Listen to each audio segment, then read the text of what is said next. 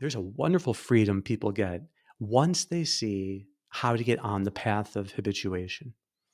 So I call it the happy path of habituation because in so many sessions I have with patients, all I need to do is show them the happy path. You point out what is the thing that gets easier with practice, then in the session, you help them to practice it.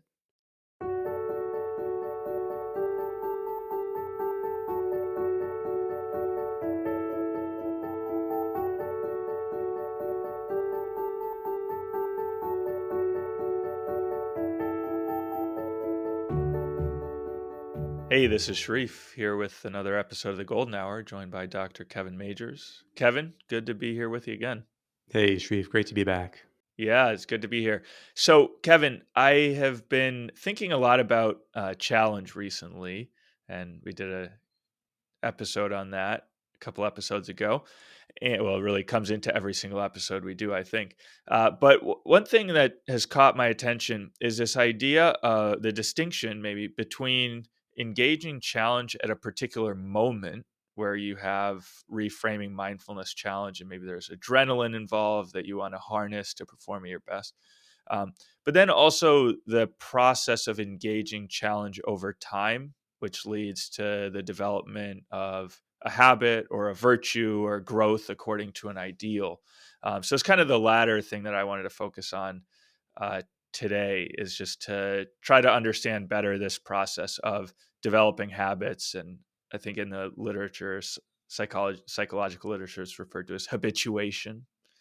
Maybe it's a broader context too, but just to understand this a little bit better and all the areas to which it applies. Yeah, I think that you're talking in some sense about the ability we have to grow. And so challenges engaged over time is precisely how we grow in strength or skills or virtues or bonds. All these things are what take repeated engagements with challenge to grow. And habituation is, in some sense, could be understood as anytime you're forming a habit. And another is this particular kind of learning, in which gradually you're desensitizing yourself to something that is difficult about doing it. And so you're forming then the habit of doing this with ease.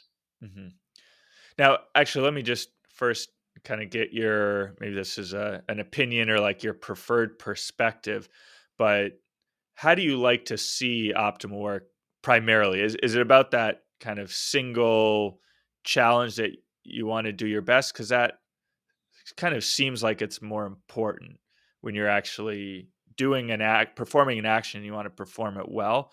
Or do you like to see optimal work in terms of the over time perspective and the importance of growth, development of the habit? Do you have a preference of how you like to see it, or maybe how you like to explain it to people, or find that one resonates more? I mean, do some people like to see it one way and other people another way? Or I'm just trying to understand how you think about the distinction. Yeah, it's a good question. I think that, as you could probably guess, my preference would be to focusing on the here and now. So, and not trying to assess where are you in the overall trajectory of growth. I'm interested in the sense of having a trajectory of growth because of how it lets us right now embrace a challenge. And so, if we can help people to embrace the challenge that they're facing at this very moment, and they start to get the feel of what it's like, and they have the optimism to see that over time, this will get easier, that produces, in my mind, breakthroughs. People can have huge changes. Yeah. Maybe a related question is, when you're helping people to reframe, do you help people more see it in terms of growth, learning, and practice? Like, oh, this challenge is difficult, but it's an opportunity for growth. Or you can say, oh, this challenge is difficult, but if I do it well, then it's an act of love and service. So it's almost like growth, learning, practice are in the habit dimension, and love and service are in the here and now dimension. But at times we've suggested both, I think, and they're both valid ways of reframing. Yeah, and I think that we need, in some ways, to have both. That we, but the sense of the trajectory of one's growth can become quite theoretical really fast, and you might not be sure of, what exactly does that trajectory look like.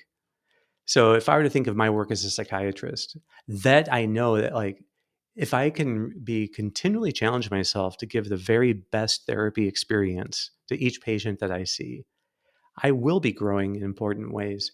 I'm not sure I could right now chart the course of growth for myself for the next 10 years as a psychiatrist. So sometimes there's a kind of feeling your way through challenge by challenge, knowing you're on the right path because you're able to you can see that you're making more and more of an impact through whatever you're doing. And two, you get the sense that you are in fact stretching yourself in important ways in everything in every time you meet this challenge. Maybe something is also a little more theoretical, but there's something about them having the right motive for what you're doing that just it colors everything.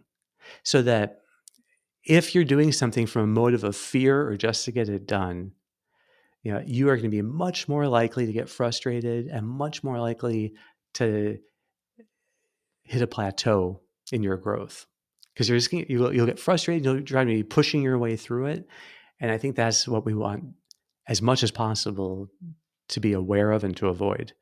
What we want is instead to be able to um, really have a motive of love and service in everything we do.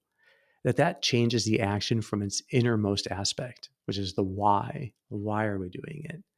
So I think that sets the stage then for the best how, and to do it with a growth mindset over time. But getting to the why, like that's the first and most important thing, because that you begin with the end in mind, and that is the end, the ultimate thing that you're choosing here. But that you can get better in different ways and refine how you do it is the secondary thing. Yeah. That's interesting because as you were talking, I was thinking, there can be a tendency, and you did an episode a couple ones ago with Rashad about narcissism and self-image, and I think when you think too much in terms of habits, there can be a sense that you're kind of trying to craft this self-image of having mastered these certain things, and you're almost collecting good habits. Like, I do this much mindfulness every day, or I exercise this much, or so you have all these kind of habits that you're trying to develop. So I think getting at the why question really helps to cut through a lot of that stuff. And yeah, how do you?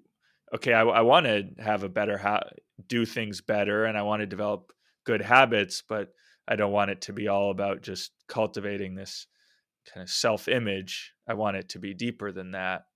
Yeah. Yeah. So motives of self-image are ultimately motives of fear. That people they have an outcome in mind of how they want to appear and what they want to be like with regard to others. And that's what they're afraid of not being able to have. And that's what they're trying to protect. So narcissism wouldn't be such a problem, if it didn't make us prickly and, self-protective.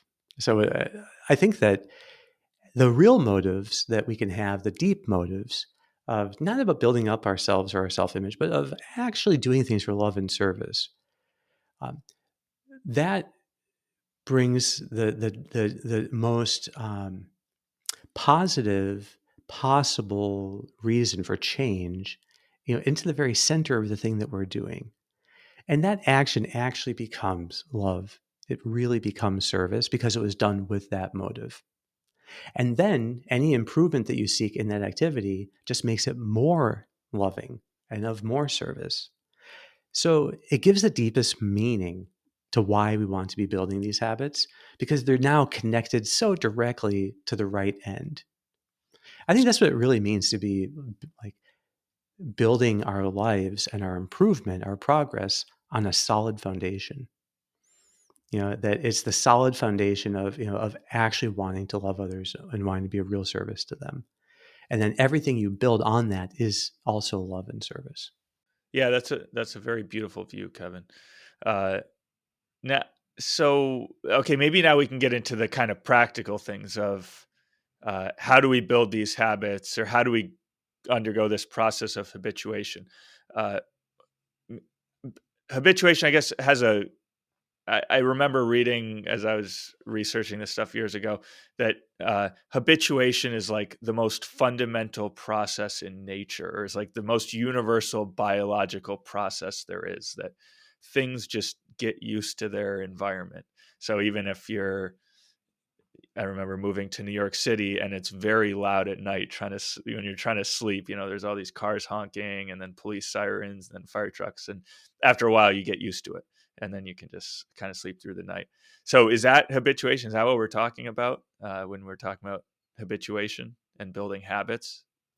Yeah, I think habituation is simply how things get easier over time. And what's key about that is it lets us have a positive view of the future, that we see there's a trajectory. Yes, it can accept that things are tough now, but there's a confidence in it. This confidence that if I continue on this path, I know that things will in fact get easier. And I think that that combination of acceptance and confidence is really the key to ensuring habituation takes place. When you're dealing with children who have anxiety, I think I've my referenced this book before, Breaking Through Child Anxiety, where the most proven way of helping kids with anxiety is that you are totally accepting of how painful, yes, it is for them to be this anxious, say about being left at school. But at the same time, you are totally confident that they will get through it just fine, that they are capable of growing. And both those things together, and then no accommodating their anxiety at all. You don't pick them up early. You don't talk to them on the phone. They have to, no accommodating. And that triad, of total acceptance, total confidence, and no accommodation is the most proven way of overcoming child anxiety for the parents can engage in. But it's true with ourselves too. And when in anything, we can accept that something is difficult, painful, awkward at first, with a sense of confidence that habituation will set in, and this will get easier and easier, and it will. In fact, we'll be building up real skills. So let's say, I want to really learn to speak German again. So I used to have some ability to speak it, but now I just haven't. Now I have family living in Vienna. So it'd be great to like do, say, a 3-month immersion program. What I'd have to do is, one, accept how awkward it would be when I first go to Vienna to actually speak German. And that's going to be painful and embarrassing, and just bring it on. The more, the better, and have that sense.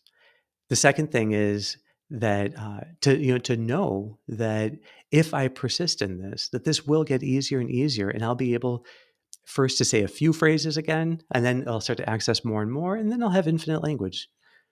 And then third is no accommodating. In that case, it means don't speak English ever.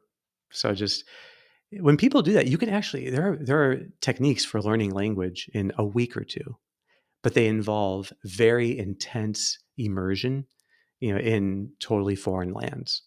So people have trained themselves to pick up languages quickly, but you can't accommodate at all. You can't speak the old language. So I think that's what I think at the very core of optimism is the knowing what gets easier over time, and that there is something here that is right now difficult, and there's a skill that I'm trying to grow, and it's never as tough as it is in the very beginning. But if you stick with the right course, it pays off. So does this process of habituation always involve an emotion like that you have to accept, this kind of frustration or difficulty? It seems like, okay, yeah, in this case, learning the language, there's a kind of awkwardness. And then the next example that I wanted to discuss was, um, you know, developing like your focus muscle, or your ability to focus better as you're working, which I think is also a process of habituation. And there you need to kind of deal with your desire to go off track, or any frustration that might occur, something like that.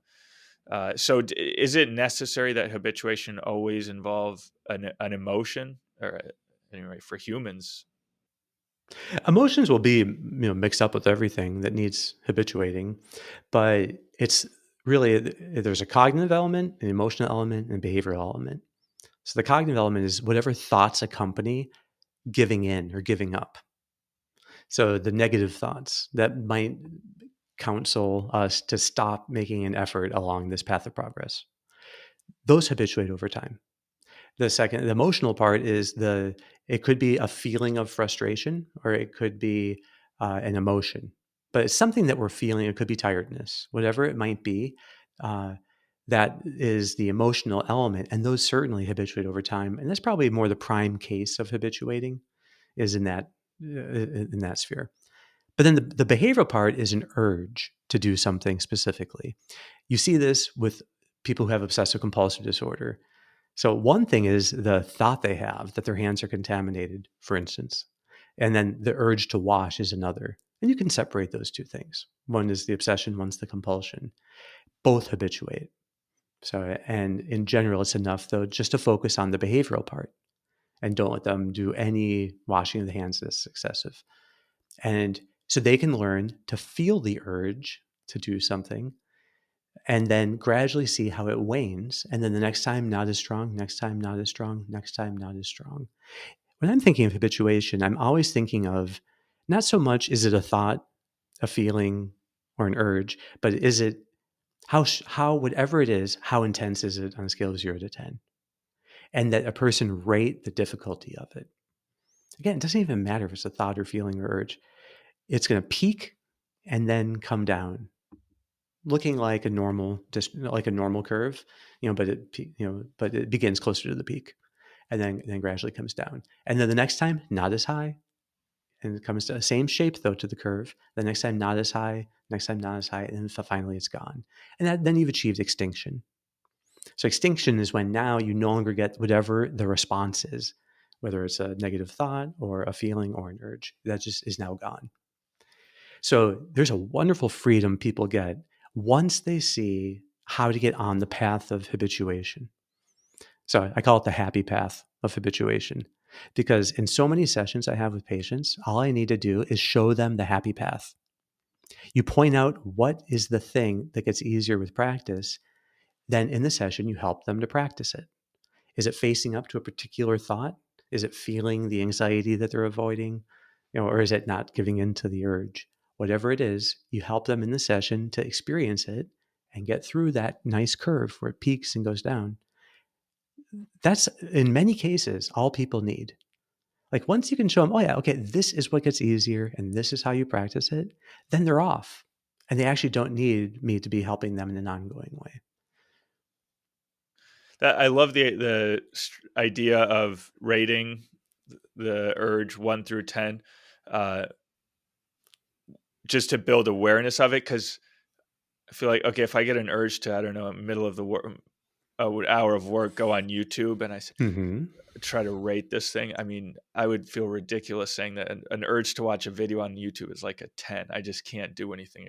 I think as soon as I reflect on it, I have to say, yeah, this should be pretty easy to Yep. overcome, you know? I would say urges are actually never 10. Yeah. People give in to urges. Once they learn to really rate them, it's Yeah. remarkable how they're actually not that high. Yeah. Yeah. So That's interesting. there's a lot of self knowledge that we gain of just being able to rate these things. Hmm. You might, with a belief, it might be how much do you believe it, where 10 is 100%. Yeah. And so, or it could be how loud or insistent does it feel? Hmm. It doesn't have to be, do you believe it? It's just, does it feel close to you or far away from you? And with feelings, it's, when you start to let yourself physically feel them, again, they're seldom 10, although feelings can get to 10. The But as you feel them, it's almost like in some way you encapsulate them within you. Acceptance encapsulates these experiences so that they don't seem so overwhelming anymore. They seem more finite. They seem like they're a little more narrow. So when you don't rate something, it seems like it's all or nothing. It's just like, oh, now I'm anxious, and so I'll never fall asleep, or now I'm anxious and I'm gonna mess up the talk, that I have to give in 10 minutes. But if you instead like let yourself rate it, it's much more easy to just feel, okay, yeah, my anxiety about this is like a 4 out of 10. And then you can feel it and then it just goes down much faster. Is there a distinction in how you habituate one, when you're trying to say break a behavior, or, that you habitually give in to this urge, versus building a new behavior, like a new skill, or is there any way you would see habituation works differently, building up versus stopping? I think that there's something more creative about building up. When it comes to stopping, that's really exercising patience. The ideal, in some sense, that you're living there is patience. So that is all about reframing the experience, as exactly the learning experience that you need, and then mindfully feeling the discomfort that normally you avoid, and then leaning into it. Uh, I think that I can quote you here, Sharif, because I know you always say that in the end, it's all mindfulness, right? Through dealing with internal challenges, it's just mindfulness. And I think that's right because the reframing there doesn't mean you have to say the words in your head, bring it on. It means when you're faced with this thing you hate, it could be anxiety, it could be a craving, it could be frustration, you just open up and let yourself feel it as fully as you can. If you're distracted while working, you just open up and feel the tug of that distraction. The feeling of it, the mindfulness of it, is the reframe because it's essentially saying bring it on, but it's saying it experientially. You're bringing on the experience, the awareness of it as fully as you can. And the challenge is feeling it. So with distractions, the whole challenge, I think, is you get a tug to go off task and let yourself fully feel it. And what happens is uh, the your ability to be patient then with that urge is fully exercised. And I often tell people that the urge, which is like a kind of impatience, impatience is like wine, and patience drinks it. So it just that means that to be patient, you actually, what patience does is it just drinks in the impatience until it's gone. So that means that having some impatience doesn't mean you've lost the chance to win the battle of patience. No, that's actually how you exercise patience. You can only exercise patience when you feel impatient. That lets you then rejoice when you see when you get impatient with something. And you're like, and then you can drink it in with patience. So we talked last time about the difference between getting a silver medal and getting a bronze medal. That the bronze medal is when you don't give in to the urge, whatever it might be, to give up or give in, but you're frustrated, you're white knuckling it, and you're pushing through. Well, that's in some sense the impatience, and so that makes habituation complicated because your nervous system can tell you don't think this is an acceptable thing. So you might do safety learning or habituation over time, but it just takes a lot more time. Silver leads to the fastest habituation, because silver is symptoms or whatever discomfort plus 100% acceptance. That's why once you feel the frustration or impatience arising in your heart, you can just patiently drink it in, and that brings you fully to silver. Now, Kevin, this will be my last question. Uh, in a lot of these cases of building new habits or breaking old habits, uh, we talked about the emotion primarily as an obstacle. So, for example, if you're practicing piano and you're struggling to master a particular piece, it might get really frustrating that, okay, I keep making the same mistake again. And that's something that you have to habituate. Or if you have to basically habituate the frustration so it starts to go away, and then you're have developed the habit and now it's great. Or with distractions in work, that you get these urges and you have to habituate them so that you no longer experience them, and then it's great. So is habituation all about just making emotions go away, uh, or is there some way that emotions can be helpful, that we're, because I've always heard, thought about it in terms of like shaping the emotions and forming the emotions to work for you in the direction that you want to go. But in these examples that we've been discussing, it seems like it's always getting rid of the emotion or getting rid of the feeling. But it's for the sake of letting your motive have free reign.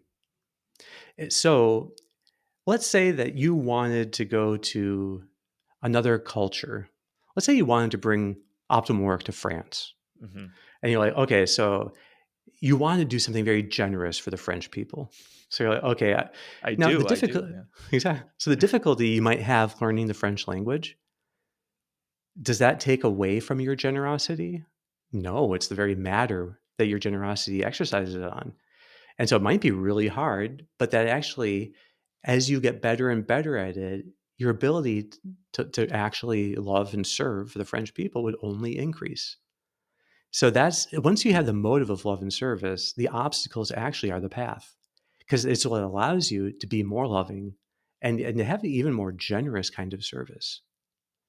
And I think that's true in any action that, yes, there is a difficulty aspect that does get easier and easier, but there is then hopefully a motive of love and service, a desire to be generous, a desire to be sincere and to be caring and thoughtful and living every ideal. All of that, in fact, comes more and more then to the fore because it's been exercised by getting through the difficulty, but ideals don't stop there. This is the problem with Stoicism, right? Stoicism doesn't have love and higher motives. All it really has is patience. So once it gets through a difficulty, it's kind of done. There's really nothing left for Stoicism to contribute to a person's life once they've achieved perfect patience of every discomfort and they've habituated everything. But I think that's why what's missing in it is actually love and being able to have love as your main motive. I think that is what allows you then to give freer and freer reign to it and to have ever more creative ways of loving and serving others. So that's what gets unleashed. Goes back to the idea that the external challenge is what allows you to actually be more creative and to be more flexible in living every ideal. Thanks so much for the conversation, Kevin. Looking forward to it next week. Yeah, Sharif, looking forward to the next one. Thanks a lot.